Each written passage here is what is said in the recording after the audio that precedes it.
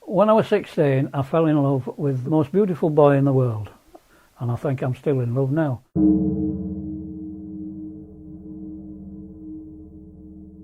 The external expressions of our sexuality were all kind of removed and forcibly kind of destroyed.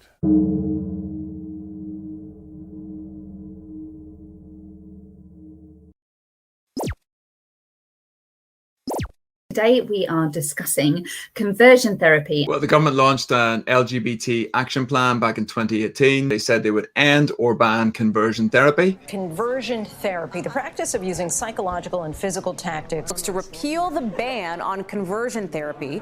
Support efforts to ban gay conversion therapies. Conversion therapy comes from a personal place. Tell us about that. Giving me an opportunity to represent what reparative conversion therapy is. A week later, I was in conversion therapy 3 days a week. The American Medical Association defines conversion therapy as any form of intervention that attempts to change someone's sexual orientation or behaviors. It may come as a surprise, but even today, standing in the 21st century, the UK has several organizations and groups that claim that they can change or fix your gender identity and sexuality by offering therapy, treatments, and prayers.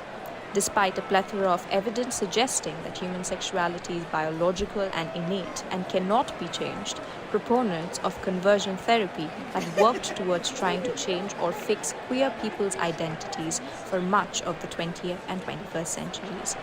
Even though it may seem that things may be changing for the better, the shadow of oppression and abuse in the name of beliefs and faith looms over the LGBTQ community even today.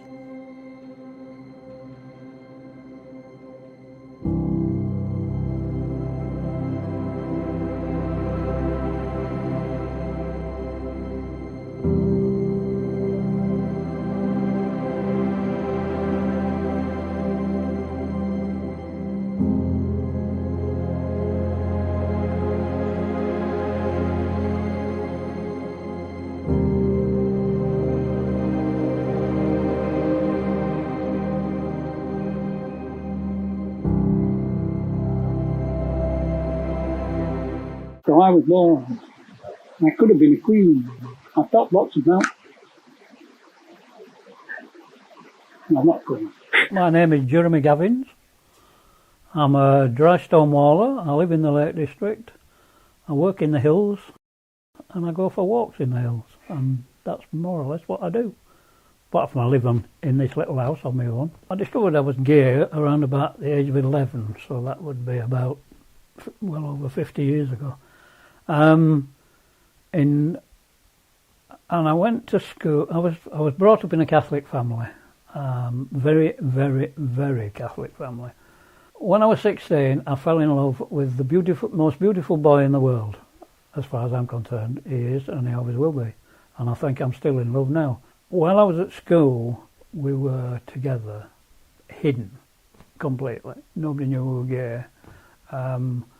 And I was quite happy at school until I was 18. So we'd known each other for about 4 years, but we've been fairly close for a couple.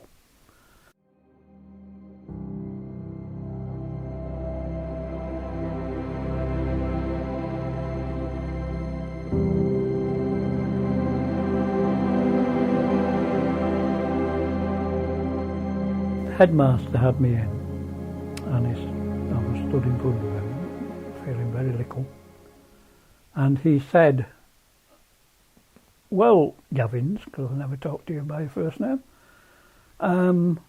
"you've two choices. We will expel you because we don't have homosexuals in this school." And he said, "But there is another choice. We can cure you of your disease."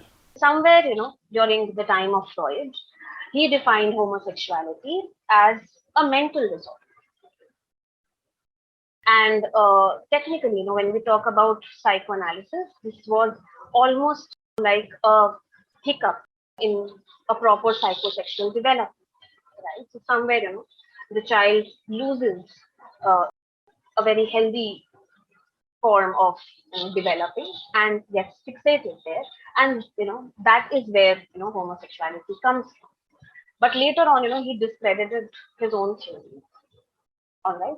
And somewhere around the 1950s, behavior therapy, as well as, again, we go back to electroconvulsive therapy, hypnosis, comes in.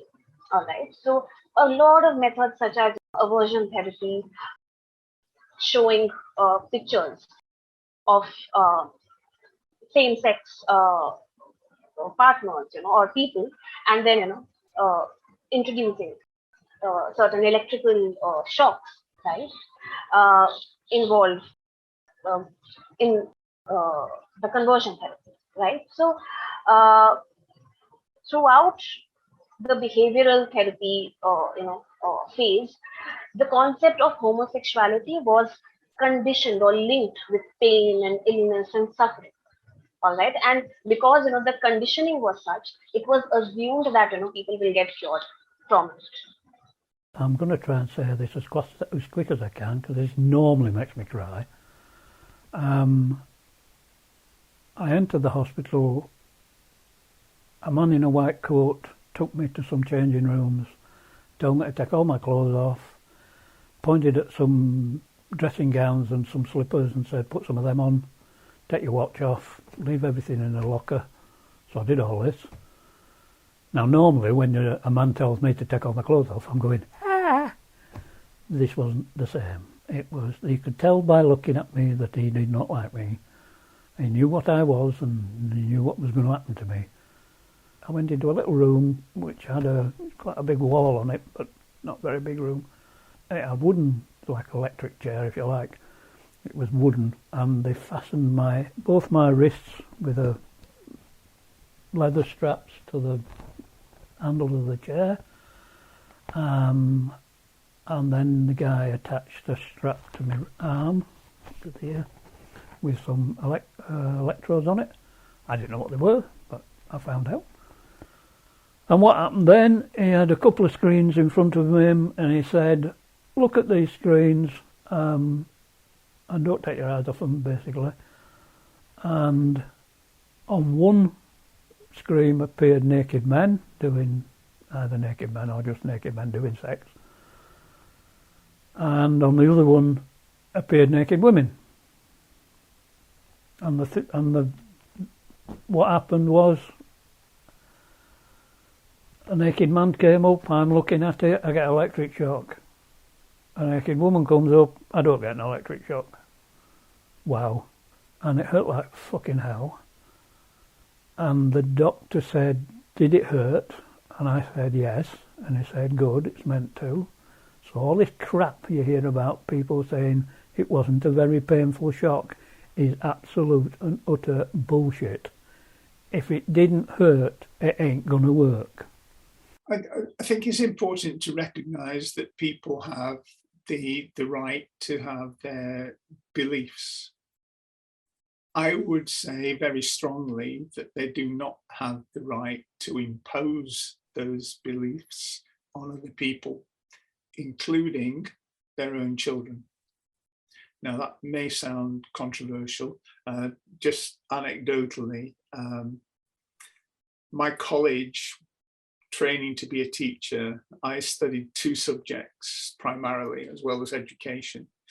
One was mathematics, which allowed me to calculate the answer. The other was divinity, which allowed me to pray if I couldn't calculate the answer.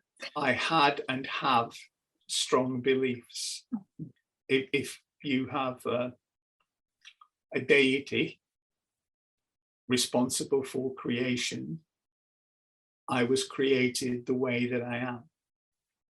That type of conversion practice could change a behavior, but it won't change my natural self.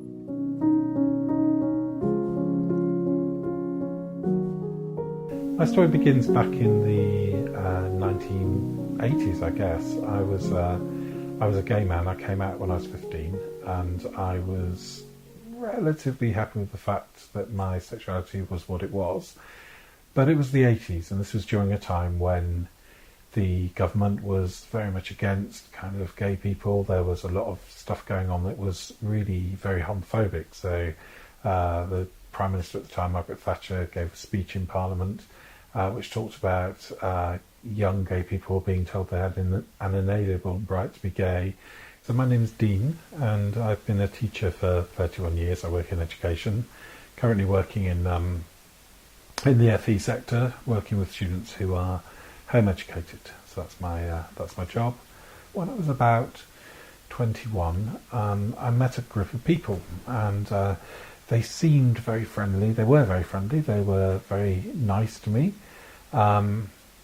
And they invited me to come along to the meetings that they had and the groups that they attended, and this was great. So I became friends with some of them, and they were Christians. They were what you would call, I guess, born-again Christians, or evangelical Christians. And this group of people was genuinely very nice. But the sticking point for me and for them was the fact that I was gay.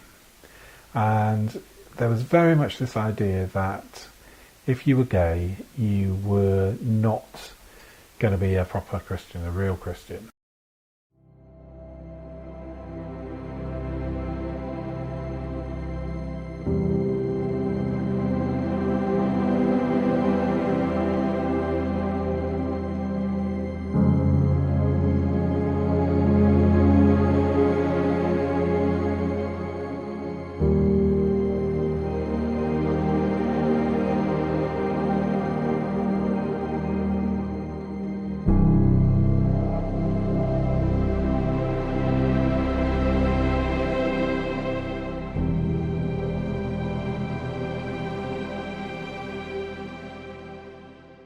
But it's basically exorcism. So there's this idea that somehow the spirit, the demons of sexuality, particularly homosexuality, could be cast out of somebody's body. And so you would get people praying for you. So these people would shout in tongues, and they'd put their hands on you, and they'd really kind of yell. And the moment anything happened, so for example, if you were having a panic attack, which could happen in that situation, if you couldn't breathe and then suddenly you breathed, well, they saw that as a sign of, the demon's coming out. So then they would start to encourage you. They'd start to say cough and really yell and scream. And it's very hard in those situations not to perform. And so coughing, spluttering, in some cases vomiting. I mean, I've seen people cough so much that their eyes, the blood vessels in their eyes have burst. That happened to me on one occasion. People crying, shaking, hyperventilating basically. But that hyperventilation was considered to be the Holy Spirit working through somebody's body, and all of this stuff kind of could be whipped up into this idea of a demon being cast out from somebody's body. So currently the status is that obviously we have left very harsh medical procedures, but some countries still do have talk therapy and behavioral therapy in a very subtle way going in certain clinics. It's not very outwardly or overtly spoken about, but it still exists in a number of places throughout the world. Coming out, right, to your parents is a very shameful act. A lot of guilt and embarrassment is related to it, right? And this is about the children, right? Parents act out of fear, right? There's a lot of stigmatization related to it, right? So now we link the concept of normality versus abnormality with fear. So it is the parents who are taking the children to therapy or for any medical procedures. My name is Sire Klinke. I live in the United States. I'm originally from Texas. I was forced to go to conversion therapy by my parents against my will, starting at age 14. And that went through until I was 18 and I graduated from high school.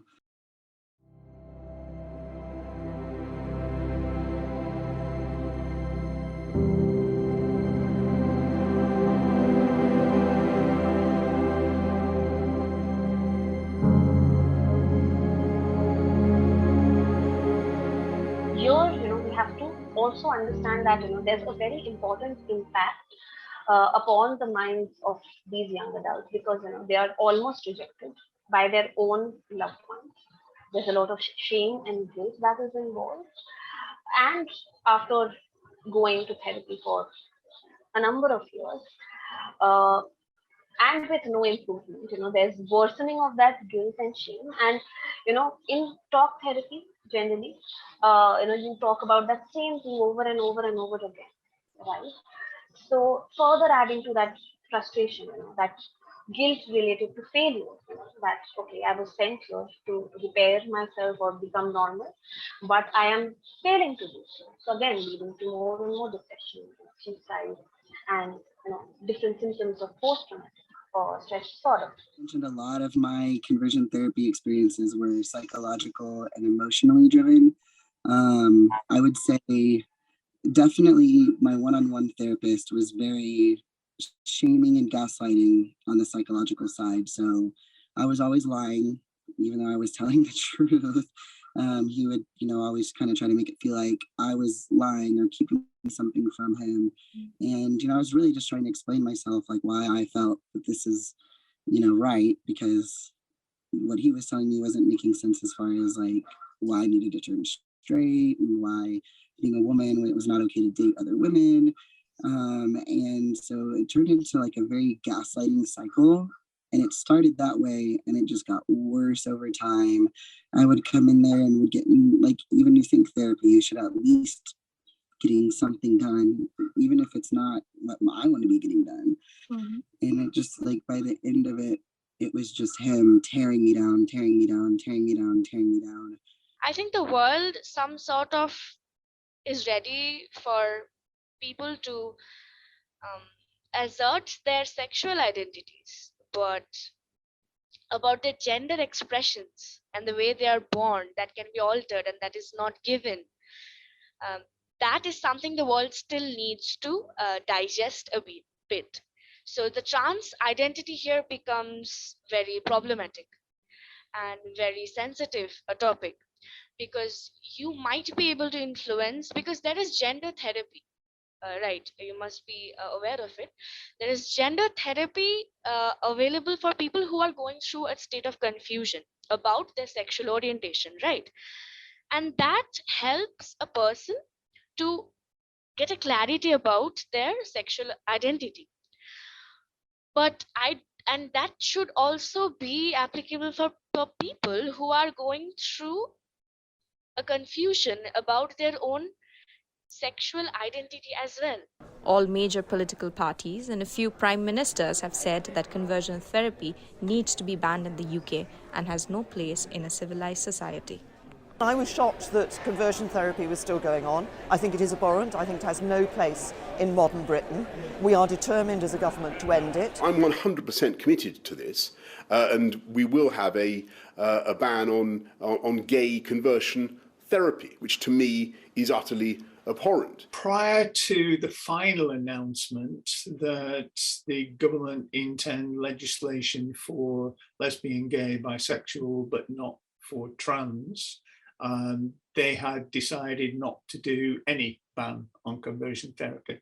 Within half a day, that had been changed. So I think if it is abhorrent, if it is barbaric, if it is torture, why are we doing it to anybody, regardless of how they consider themselves or how they are considered by other people? If you are out to convert somebody to a particular path, that is not therapy. That is indoctrination. And whether there is a religious reason for it or any other reason for it, it shouldn't take place. The damage that is done by trying to stop people being their natural selves is enormous, and it must be banned.